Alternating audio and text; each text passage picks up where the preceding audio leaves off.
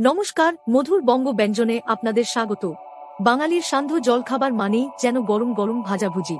আর সেই তালিকায় যদি কবিরাজি কাটলেট না থাকে তবে কি চলে?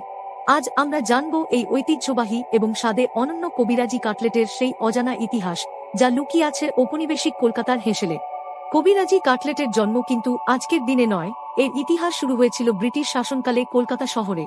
ইংরেজদের খাদ্যাভ্যাসের অনুকরণেই এদেশের রান্নাঘরে কাটলেট তৈরির চল শুরু হয়। সাধারণ মাংস, মশলা ও ডিমের মিশ্রণে তৈরি সেই কাটলেট সাহেবদের টেবিলে খুব জনপ্রিয় ছিল। কিন্তু সেই কাটলেটের সঙ্গে আজকের কবিরাজি কাটলেটের তফাৎ কোথায়? আসলে এই কাটলেট ছিল সেই যুগের এক ফিউশন পদ। এর ভেতরের পুর ছিল বাঙালি স্বাদের আর বাইরে ডিমের মিশ্রণের এক আস্তরণ। এভাবেই ইউরোপীয় রন্ধন পদ্ধতির সঙ্গে বাঙালি স্বাদ মিলে তৈরি হয়েছিল এক নতুন রূপ, যার একটি পর্যায় হলো এই কবিরাজি কাটলেট। নামের রহস্য কিন্তু বেশ মজাদার। মনে করা হয় কবিরাজি শব্দটি আসলে ইংরেজি শব্দ কভারেজ থেকে এসেছে। কেন? কারণ এই কাটলেটের বিশেষত্বই হলো এর বাইরের ডিমের প্রলেপ বা জাল। কাটলেটটিকে প্রথমে ডিমের মিশ্রণে ডুবিয়ে একবার ভাজা হয়। তারপর ডিমের এই ফেনা বা ঝুড়ি দিয়ে আরেকবার ঢেকে মুড়িয়ে ফেলা হয়। এই আচ্ছাদন বা কভারেজকেই ইংরেজ সাহেবরা বলতেন কভারেজ কাটলেট। কালের সঙ্গে সঙ্গে এই কভারেজ শব্দটি স্থানীয় বাঙালিদের মুখে লোকমুখে পরিবর্তিত হয়ে দাঁড়ায় কবিরাজি। এভাবেই কভারেজ কাটলেট হয়ে ওঠে আমাদের প্রিয় কবিরাজি কাটলেট। কবিরাজি কাটলেটের আরেক রসালো গল্প জড়িয়ে আছে বিশ্বকবি রবীন্দ্রনাথ ঠাকুরের সঙ্গে। কবিরাজি কাটলেটের উৎপত্তি নিয়ে ঠাকুর বাড়িতে একটি মজার গল্প প্রচলিত আছে। রবীন্দ্রনাথ কাটলেট খেতে খুবই পছন্দ করতেন। কথিত আছে একবার তিনি পুরনো পদ্ধতির সাধারণ কাটলেট খেতে আর পছন্দ করছিলেন না।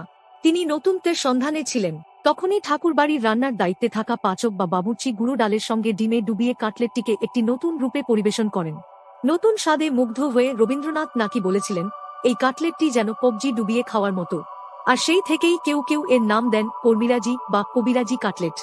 গল্পটি যতই লোককথা হোক, বাঙালির হেঁসেলে ডালের সঙ্গে কাটলেটের মিশ্রণ কিন্তু সেই ঐতিহ্যকেই মনে করায়। বর্তমানে কবিরাজি কাটলেট সাধারণত মাছ, মুরগি বা খাসির মাংসের পুর দিয়ে তৈরি হয়।